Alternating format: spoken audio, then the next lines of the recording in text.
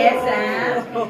Siyempre po, unang-una po, sa parents ko po talaga. Kasi nga po, nung bata po ako mahirap po talaga yung pinagdaanan po namin. And, yes. Naiyak na naman niya. Oo. Naiyak po dito eh. Naiyak na ulit ka Kaya natin. masulit eh. Yung mga hirap na yan, di ba? Yung nabigay sa'yo na. Opo, tapos ano po talaga, hindi po talaga sila sumuko. And, for example po, wala po kaming competition.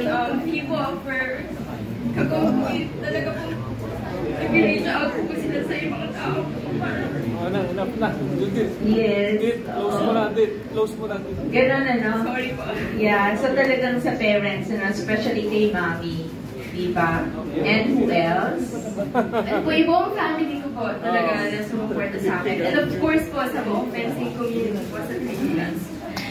Kasi po, ano po, grabe po talaga yung doors of opportunities po na dumating sa akin. From nothing po talaga to something.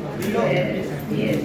You said it right and all. Napakaraming kwento, napakahaba ng kwento. Mula nang ma-discover si Sam, from that Thailand training camp by the Penn State University, and the rest is history. Okay, Coach Angat, please, parting words.